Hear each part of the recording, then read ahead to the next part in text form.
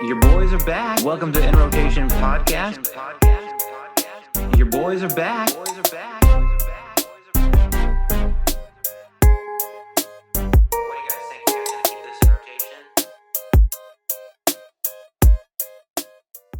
Welcome back to In Rotation Podcast, Playlist Edition, Episode 2, where today we're running through Lil Baby, The Bigger Picture.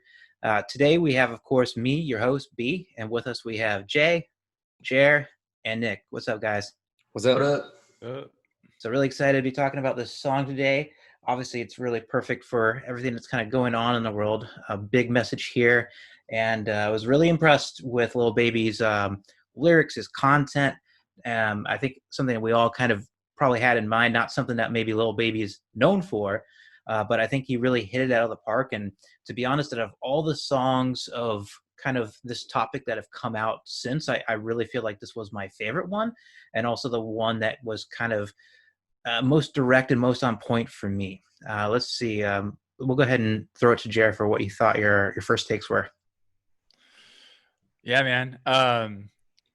It was an intense listen with the whole like kind of news recording at the beginning talking about, George Floyd pretty explicitly. And, Lil Baby's not beating around the bush here about what he's talking about, what he's trying to address. And, the message was on point for me. I think he delivered it really well. And, musically too, I mean, bars upon bars. I just thought it was a lot of great content. So super happy with it. Nick? Yeah, for sure. I don't have a ton of Lil Baby experience, but I've heard enough to know that I think content's not necessarily one of his biggest things. We'd thrown around a lot of different songs and singles that were kind of related to what's going on right now. And I'd heard a couple that were pretty good, but this was my favorite of the ones that was just that super, within a week or two, we just heard a lot of singles that were released that were very topic specific. And I thought this one was really kind of had the best elements all around of, having a great beat that kind of drives the mood, allows him to kind of sort of do his bars, which are really good on it, on top of having, just really good storytelling, especially for someone who typically in the kind of the sort of mumble rap sort of type of thing is not really known necessarily for their storytelling, but this was a great canvas, this beat was for him to tell that narrative on, and I think he did a really good job on it. It was powerful, but it was a great listen on top of that. You know what I mean? It didn't feel like it was being shoved down your throat. If you didn't know what it was about, it would still feel like a very fun, good, like dope kind of banger. You know what I mean? So I liked it a lot. Agreed. Jay? Yeah, I agree too. That's a good point about if you didn't know what was going on, like if it was released in a different, set aside the direct references to George Floyd, it would probably hit just as hard. You know what I mean? With the messaging, and it would kind of maybe that's why it's better than most of the songs that have been coming out. Like one of the best ones in this with all this going on, because it's kind of timeless. There will be a test of time for it, but I think it stands the best chance against that. So I liked it, and I have very little Lil Baby experience, and not an expert by any means. I've heard him on like a Drake song. It was a Lil Baby featuring Drake. I'm embarrassing myself. But yeah, I agree with all the points you guys said, man. It was good, man. I was really impressed with it, because sometimes it's too on the nose when you release something in the middle of all this stuff, and it can come off as like, oh, dude, too on the nose. But he did a good job with it. To kind of expand on your guys' point, I thought he also threw in a little tidbits here that were really fair and kind of balanced kind of the narrative. Lines like, every colored person ain't dumb, all white's not racist, I be judging by the mind and heart, I ain't into faces. And then also, corrupted police been the problem where I'm from, but I'd be lying if I said it was all of them. So he's kind of throwing it in there that, it's not, an issue of all cops are bad or all white people are against us. It's really like, what's in your heart and what kind of person are you? And if you are the right kind of person, I think this message would resonate with you, even if you're not experiencing it firsthand necessarily. Yeah, I think that makes the message like way more accessible. And, you know, I agree with him on that point. You know, it's like, even though not all of this is this way or all of that is that way, like there still needs to be change that happens. Like, you know, it's like, it doesn't make it okay. Like, you know, there still is, you know, big change that needs to occur. And I think, you know, Absolutely. that's kind of where he's going with that. B, you stole two of the specific lyrics that I had called out for that exact point too. I even had the word balance in the argument that I was making there. I mean, there's that sense of self-awareness and honesty in those lines, you know, like a lot of times people's arguments, they go too far to one extreme or the other. And it makes it hard for people to kind of get on board with what they're talking about. They might be making a good point, but when you take it too far, sometimes you lose a lot of people along the way.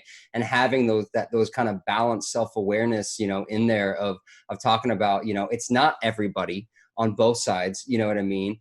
And, you know, a lot of it's talking about his own experience and saying that obviously there's things outside of his own experience. Like he says specifically, you know, the problem is the police were corrupt where he comes from, but he knows that it's not all of them. And that means not all of them just where he comes from, but also all of them across the nation. You know what I mean? So it does, to Jared's point, it makes it more accessible to everybody where you don't have to feel like you're on the fringe if you agree with him. And then it allows you the ability to, you don't have to kind of be all or nothing. Like you agree with every single point he makes, you know what I mean? And that then allows it to be more, and he addresses it a few times talking about, you know, his family and the people he loves and stuff like that, where he's being honest about the fact that it's from his experience and not just painting everybody with these broad strokes, no matter what their experience is. And I think that that's kind of important in this, because that does allow other people who might not be familiar or in agreement with the message to kind of actually listen to what else you're actually saying in there, and not just being like, well, I don't agree with everything, and so I'm completely out on what you're saying, you know? I think another thing that he does, like to make it more accessible, is like, he recognizes that, hey, I talk about dope and like guns like in my shit, but you know, I'm like telling my youngins to go vote. You know, it's like he acknowledges that, yes, he is talking about these, you know, controversial topics. And, you know, I think it's like a smart move, really, in any sort of argument, to kind of like address what someone might say against you, to invalidate your point. And he kind of just puts that on the forefront right away, so that, you know, his message can like be conveyed. Right. It's almost like a lot of rappers and people in general that have a voice on, especially in this topic, are afraid to like admit any wrong that they've done. And not that this is like he's at least admitting he doesn't know what he doesn't know, and he knows he's not perfect in his past lyrics. And how can I be saying this positive message when I rap about it? It was a good point that you made, Jared. I was gonna bring that up too. That's about that line specifically, because I was like, that hit hard, because I can accept what you're saying so much more because you show some humility. He does say like this is a starting point in some in other words, but he says basically this I don't know exactly what the answer is. I don't know exactly what the right path is, but can be a starting point. And he's laying his maybe some flaws in past lyrics of saying this stuff, and then how so somebody isn't listening and like, oh dude, this is contradictory. You're gonna tell me to go vote, but you're talking about killing and dope. Because I do think that a lot with other rappers. But it's like, I'm just listening to a rap song, whatever. But the purity of the art form kind of takes a hit when there's kind of like contradictory messages for me specifically, personally. So that's a really good point, Jared. I was gonna bring that one. Yeah, for sure. But, just to hit on, just to back you up on that too. It seems like there's going to be a few lines that we're all going to be talking about, because that was another one that I specifically too, had yeah. highlighted there. You know, again, about it comes from his experience and kind of his sense of responsibility from what he's done. You know, I think, Jay, to your point, a lot of people don't like the hypocrisy, you know, that sometimes they hear in lyrics. And, you know, that full line, it's, I can't lie like I don't rap about killing and dope, but I'm telling my youngins to vote. And he goes on to say, I did what I did because I didn't have no choice or no hope. I was forced to just jump in and go. This bullshit is all that we know, but it's time for a change. So recognizing like where he came from, you know what I mean? That it's not like, he gets that it's kind of an issue, but that's part of the problem, right, in the country, Right. is that's all the option that they have. People always talk about, well, just don't join a gang. Well, sometimes that's the only option that they have. You know what I mean? That's the only thing that they know that's around them. And the point is to open those options for them so that that's not, you know, what they have to fall into. And so he does kind of take 100%, that and he addresses it, but he Yeah. says, you know, but also this is why as well. So Yeah. Exactly. Yeah. You're a product of your environment. And I mean, again, that's the whole thing about it being systematic, dude. Like people get trapped in this, and that's what the change that people want, dude. And it's crazy that it's even an issue, right? Like, how could you listen to everything that's going on right now? And another line that was really big with me, he said, every video I see on my conscience, I got power. Now I got to say something. Dude, it's just insane. Like, as soon as this stuff started, like all the videos, past and current, that are just all the bad things that are going on with police brutality and everything like that, dude. It just happens every day, and we're just hearing about it now because now there's a spotlight on it, and it's going to take a long time to change anything there. But it's crazy that, like you said, people take these extremes, right? But like, oh, if you don't want cops, then it would be chaos. And it's like, dude, that's not what people are necessarily saying. But again, Yeah. people don't want to listen to the other side. I was just going to say, B, like you're talking about, it's going to take a lot, you know, of change. And I think going back to what Jay said about that line where he's talking about starting, he says, it's in the chorus. He says, you know, it's a problem with the whole way of life. It can't change overnight, but we got to start somewhere. Might as well go ahead and start here. So, yeah, I think he acknowledges that, you know, there's a lot of work to be done. And, you know, a lot of people are like rethinking like the way things are and, you know, not sure what to do or where to start, but like, hey, we're like, he's doing something, you know, like, you know, by making his ideas heard. Yeah. And he kind of covers all his bases too. Like he says all the stuff that we went over is kind of like spilling his soul and making the case for why all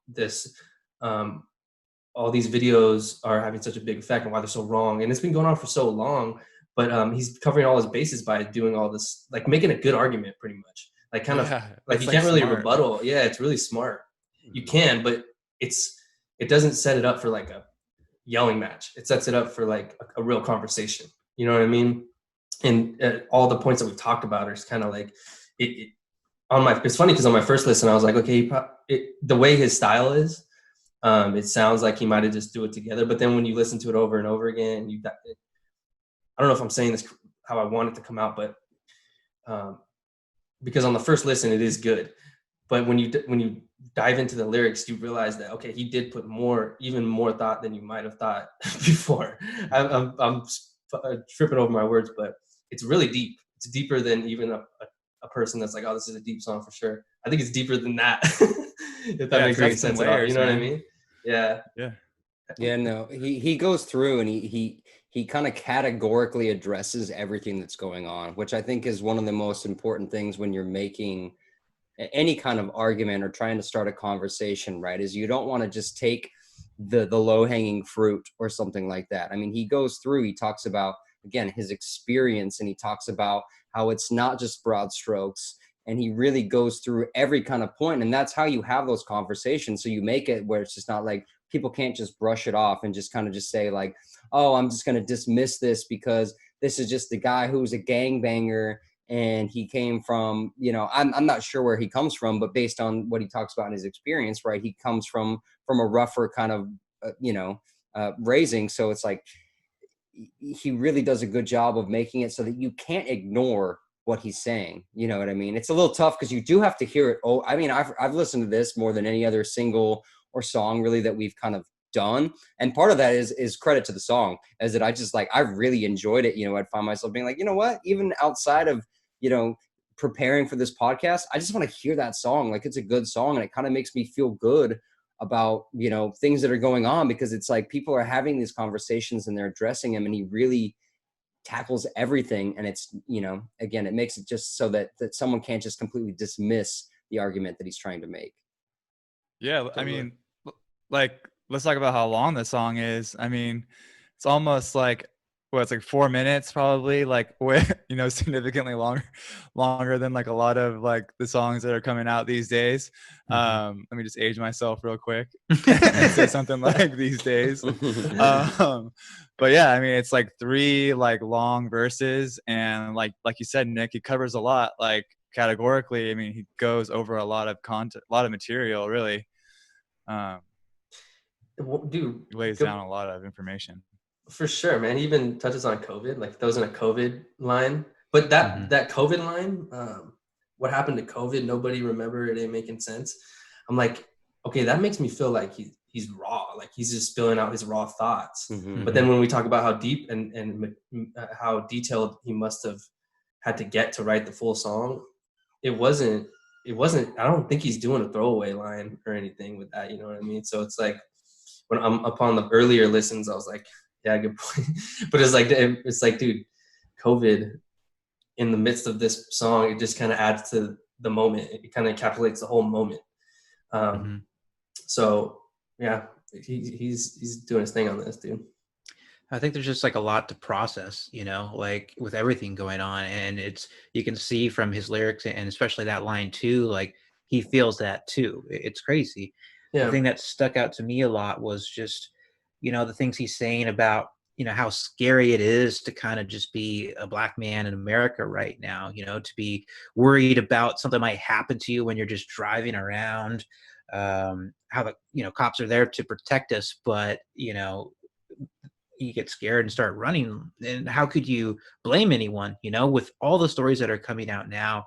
Like, I can't even imagine, you know. And it's really sad that things, I can't say that got to this, because they've obviously been like this for a while, you know, but we don't always see it every single day.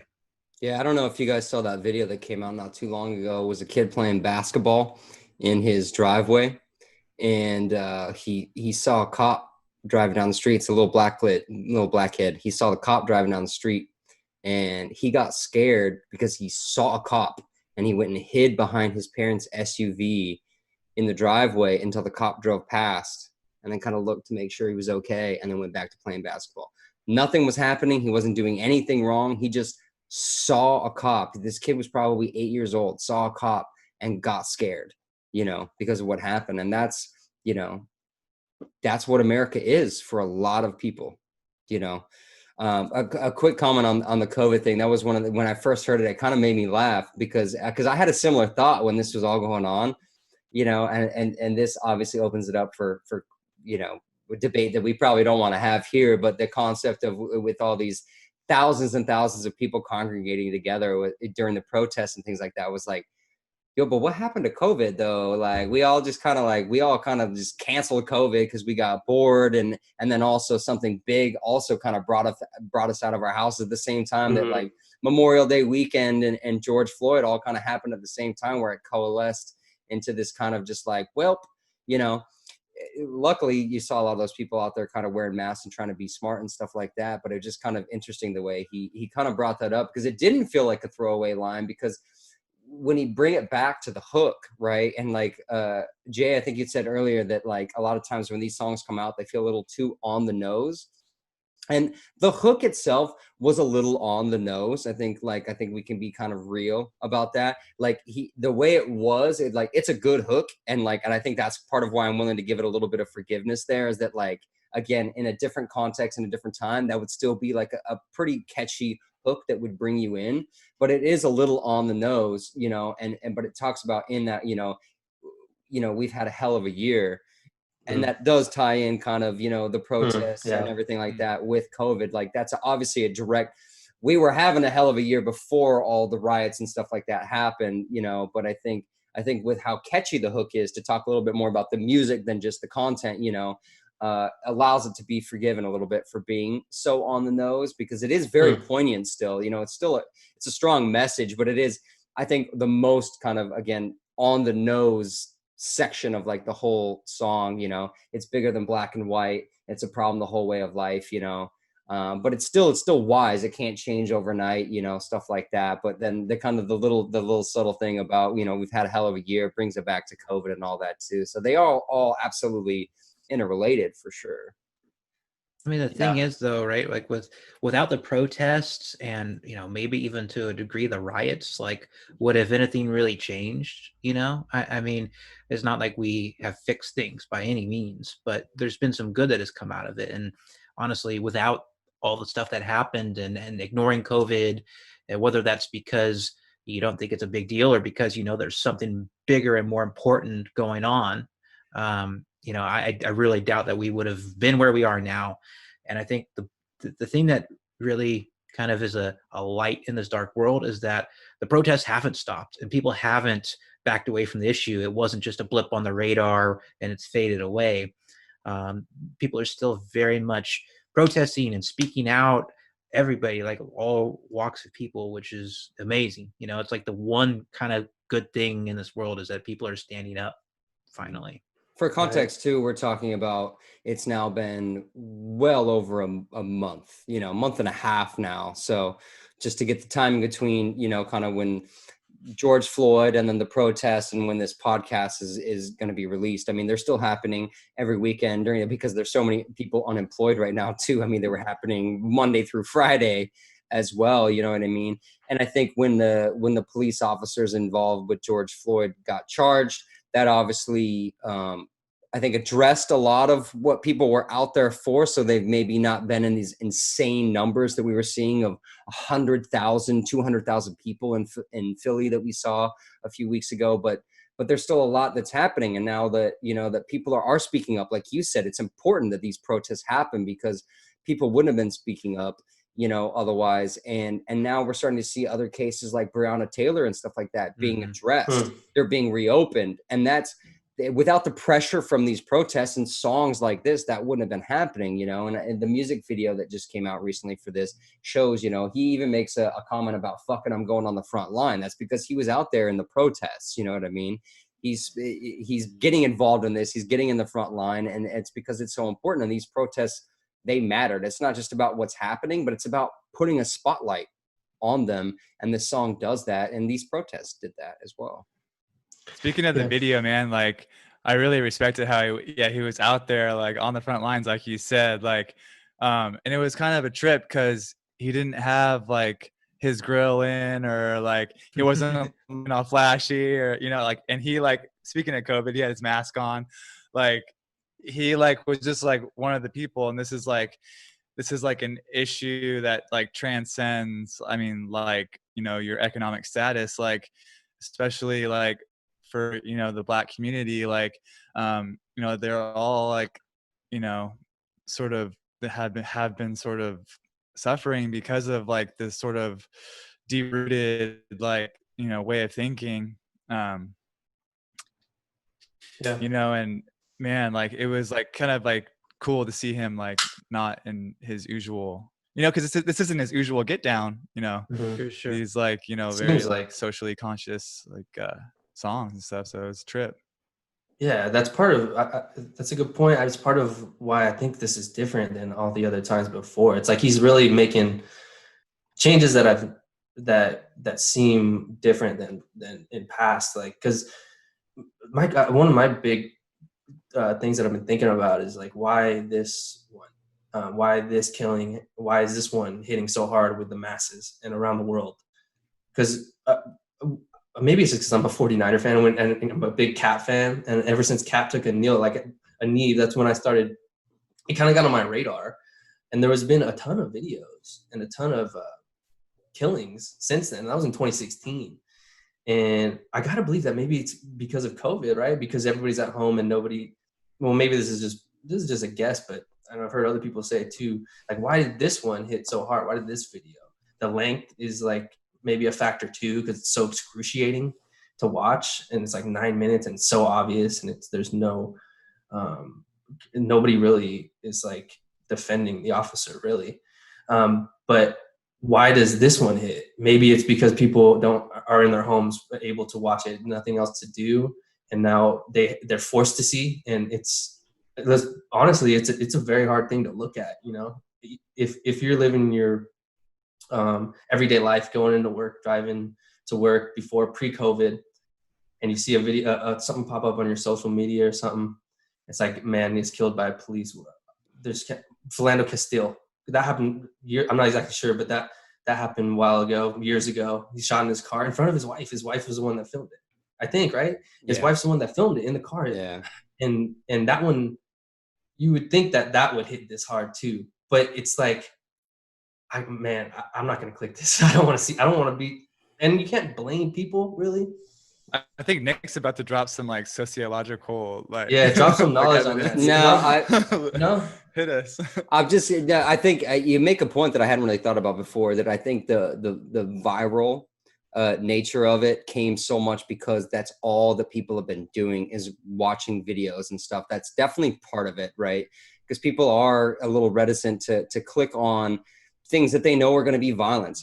I've only seen the George Floyd video like one time, not the whole thing, because it's awful. It's the worst thing ever to watch. There's like, I don't want to watch. It's terrible. I saw enough of it to know that I don't want to see the whole thing, and I certainly don't want to fucking watch it over and over again. You know what I mean? Right. And that keeps people from clicking, but that's part of why it went viral. But the other thing is that in a lot of these other situations, there's just enough of someone maybe running or fisting or all the other things that make it that people can make the argument against it, where they have something to grasp onto to say, oh, well, 2 weeks later, we saw someone killed in a Wendy's parking lot because he ran away and he resisted a little bit. And people are not reacting the same way, even though he was shot in the back, because he did something, right? Where when you see in this video, he's laying there for 8 minutes pleading for his life.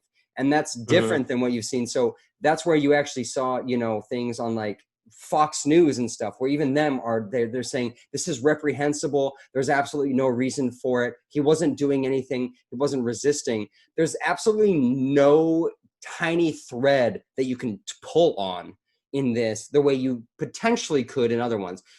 Regardless of what those threads are bullshit and all those other ones too. But in this particular one, there's not even a thread that you can pull on. And I think that's the number one reason. And then you multiply that by people having nothing better to do than be on social media right now. Well, yeah. And like the sort of like effects of COVID, as far as like people are unemployed and like, unemployed for the first time in a long time. And like, it's caused a lot of stress on a lot of like people and like businesses and all that. Like everyone's just so stressed out because of COVID and like the effects that it's having on everyone's life.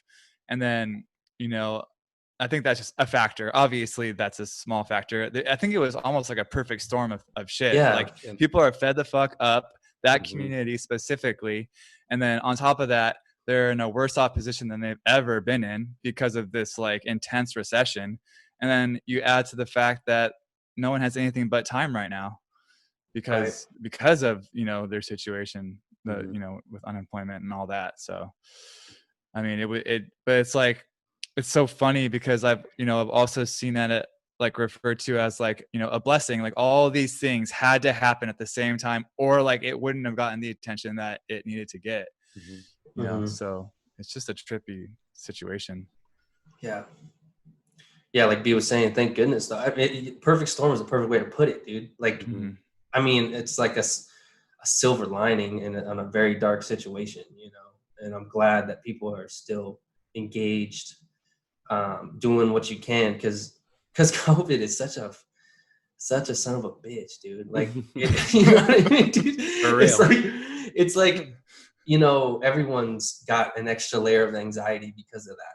So everyone's anxiety is just like through the roof right now, dude. Like, how do you react to this? How do you do this? And so to see people still keep going, pushing through with this common cause, it is pretty amazing to see. Hopefully we can keep it going, dude. Get some real change, like get into the details of it at some point. you know, I don't, obviously I don't have the answers, but I think every person is kind of just trying to see what they can do, and big and small, you know, it all matters. So Yeah, man. And like speaking of like doing what you can do, like that's like where like Lil Baby's like song comes in. Like Right. he's like doing Boom. his part, you know, and he says Exactly. it specifically, like I'm up here at the top, like I gotta like say some shit. Mm-hmm. And Word. he like executed that like very well, Yep. in my Absolutely. opinion. I think where another, I mean, that's really great to bring it back to the positive, bring it back to the song. And I think, you know, using your platform is the biggest thing you can do. And it'll be interesting, you know, with NBA season starting back up soon to see how the players use their platform there to continue the message, you know, Mm-hmm. and that's good. Again, continuing to get this out there, continuing to focus on it. It's ugly, but we have to shine a light on it. We can't turn away. We've come further than we ever have so far, you know, like let's see where this can go. All right, boys, with all that in mind, let's turn it to the end of the podcast. Are you guys going to put this on your playlist? I feel pretty confident I know what your answers will be, but we'll start with Jer first. All right. Yeah, this will go on my my protesting playlist, social justice playlist. No, man, like that's the thing too. It's like it has like a strong message, and it's a fucking really like good song, like musically. As far as like the amount of bars that he puts into it, like oh man, like such meaningful content, and like the beat itself too with them hi-hats. Yes. I mean those hi-hats just like ride the whole song. Reminds me of B listening to rap music at work. The hi-hats were the one thing you could hear. Yeah. Exactly. Called out. But yeah, so yeah, this is definitely like gonna go on to my playlist of show.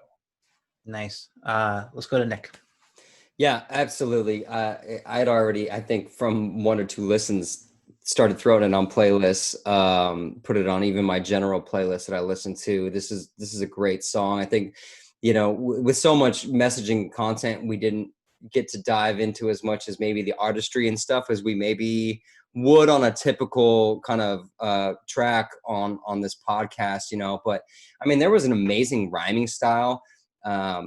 You know, we've talked recently about how people rhyme and how they phrase their bars and their rhyming schemes. And then he was starting his new bars with rhymes from the end of the previous bar. He was continuing rhyming schemes all throughout the entire bar. So the actual like craft was super on point. And I think, you know, again, he's hard to understand in other contexts. I think he might have been easier to understand in this song than he has in past songs. You know what I mean? So outside of that mumble rap genre, sometimes it's hard to know how good they are because they're just making sounds that sound similar. But this one, you could actually tell that he was really displaying artistry and skill with the craft in the rhyming.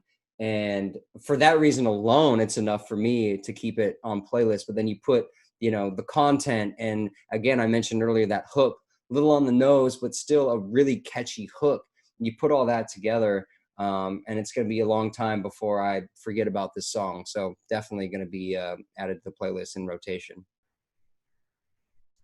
Jay? Yeah, for sure. It's on my playlist. Keep it in rotation. Kind of to echo what you guys said. Same reasons, man. The artistry is great. Not only is the message amazing and not too on the head for me. I thought this is just dope. Like it's a good song. If it would have came up on a recommended list or something, I would have fucked with it. I would have liked it a lot.